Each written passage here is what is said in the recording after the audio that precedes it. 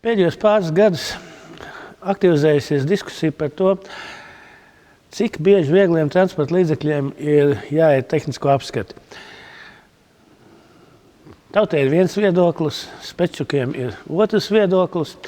Šoreiz mēs mēģināsim izvilkt tādas divas nosacītas kvadratsaknes no vīriem, kas stāv tuvāk zinātnē, un no kāda no tiem, kas praktiski ar to nodarbojas vairāk 10 gadus.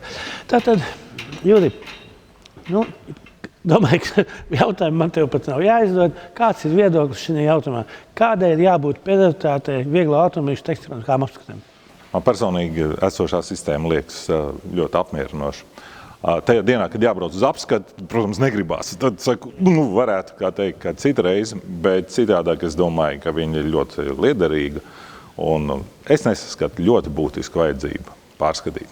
Pirmie 4 gadi pilnīgi jaunai mašīnai, ik pa 2 gadi iziet. Varbūt, ka tas pat ir pieļaujami. Bet vai tas ir tehniski adekvāti? Tas nav tehnisks jautājums īstenībā, jo to, ko mēs saprotam, risks no tā nesamazināsies. Risks var tikai palielināties. Tas biežums, cik bieži mums jāapskatās kādā stāvoklī ir automobils, reiz gadā ir jāapskatās. Otra lieta ir tā, ka ja runa par 2, 3, 4 gadu veciem automobiļiem un tehnisko apskašu dati rāda, ka otrā atzīme, tātad cilvēkam jāiet atkārtotā apskati, ir kaut kur ap 10%. Tur 2-gadīgiem nedaudz zem 10%, 4-gadīgiem nedaudz virs 10%, un jautājums, vai tas ir maz vai daudz. Manā skatā tas ir pietiekami, lai aicinātu arī pārējos braukt. Bet tad 2/3 apmēram no automobiļiem, viegliem automobiļiem ir bez defektiem. Un, protams, tie pēc savas personīgās pieredzes domā, kāpēc man te jābrauc, vai ne? Man taču bija bez defektiem, un kaimiņam bija bez defektiem. Bet tas ir tām 2/3. Bet 1 no 10 ir tāds, kuram jābrauc vēlreiz. Vai Latvijā mēs gribam nedrošāku satiksmi? Un jau tagad mēs Eiropas kontekstā galīgi neesam priekšā. Mēs, protams, lepojamies, ka mēs tur straujāk kā citi samazinājam, bet tie absolūtie skaitļi mums vēl nav iepriecinoši. Lielākā transporta līdzekļu, vieglo transporta līdzekļu daļa ir virs 10 gadiem.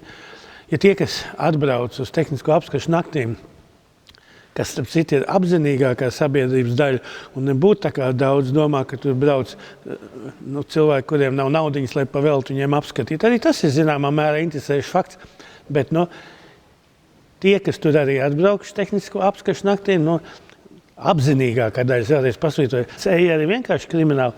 82 līdz 86% neiziet tehnisko apskatu, un tie visu laiku brauc pa ceļiem. Jā, bet īstenībā, ko nozīmē otrais vērtējums? Tas nozīmē to, ka automobils vēl var izbraukt uz ielas, un viņi ļauj to mēnesi braukt, bet iesaka, ka veselu gadu ar viņu braukt nedrīkst.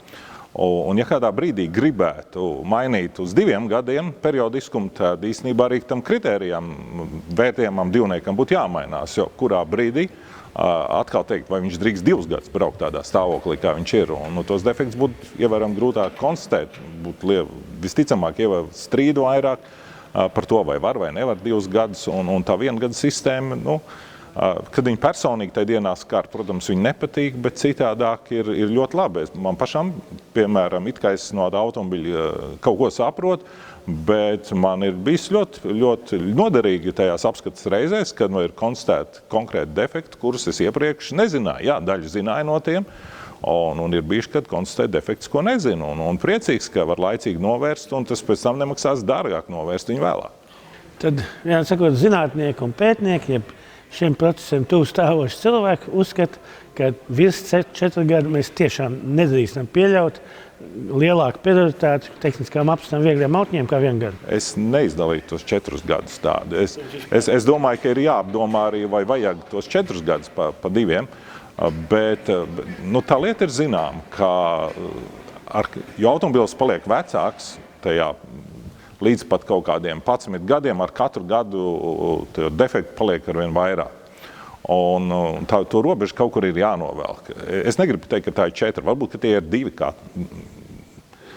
Ja gribētu 6, es domāju, ka tas ir ievērojami risks lielāks. Kāpēc mums papildus riskēt? Un tagad, cienījamie transporta līdzekļu vadītāji, praktiķa viedoklis par to, Kāda perioditāte ir pieļaujama vieglo transporta līdzekļu tehnisko apskatē? Es domāju, ka šeit saskarās divas tendences. Viena tendence, ka mēs vēlamies cik iespējams reti veikt tehnisko apskatu savai mašīnai, jo domājam, ka arī ražotājs mums rekomendē trakoti garās apkopes, bet kilometri par to apkārtējo vidu, kurā mēs dzīvojam, ir nepielūdzami, un tāpēc tas ir atkarīgs gan no laika faktoriem, tātad no laika, kurā mašīna tiek eksploatēta, un otrais būtu nobrauktie kilometri. Tātad faktiski es pieturos pie versijas, kad gada regularitāte apkopēs un arī apskatēs būtu vajadzīga. Varbūt izņēmumi pirmos pāris, varbūt tos 4 gadus pie salīdzinoši maza noskrējiena, varētu ieveikt perioditāti 2 gadi, bet vecākiem automobīļiem par 4 gadi un ar lieliem noskrējieniem tomēr vajadzētu katru gadu, jo tad mēs rīkotos kā rūpīgi saimnieki savai automašīnai, jo, piemēram,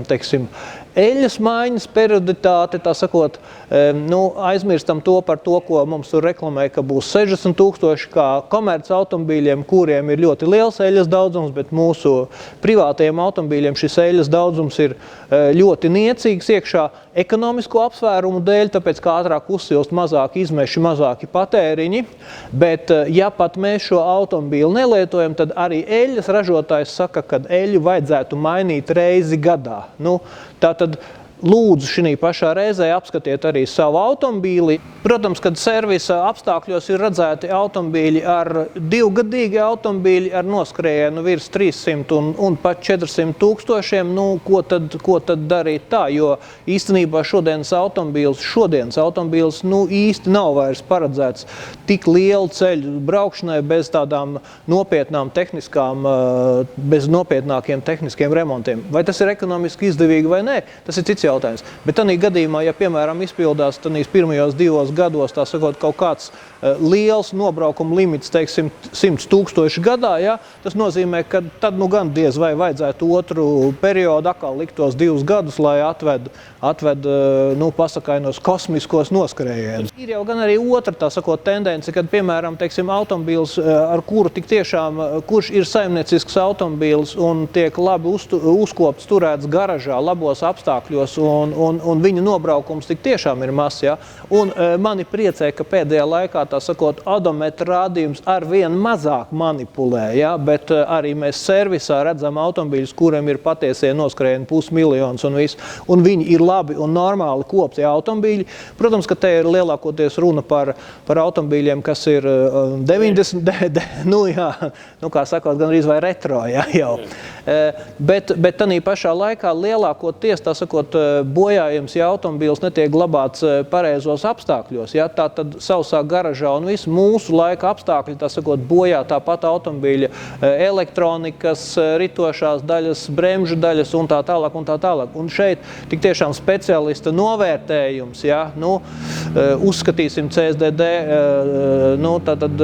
apskašu sistēmu par speciālistu sakopojumu, tad būtu objektīvi vajadzīgs, ja, vai doties uz remontu, vai tomēr atļaut turpināt nākošo ciklu, ja.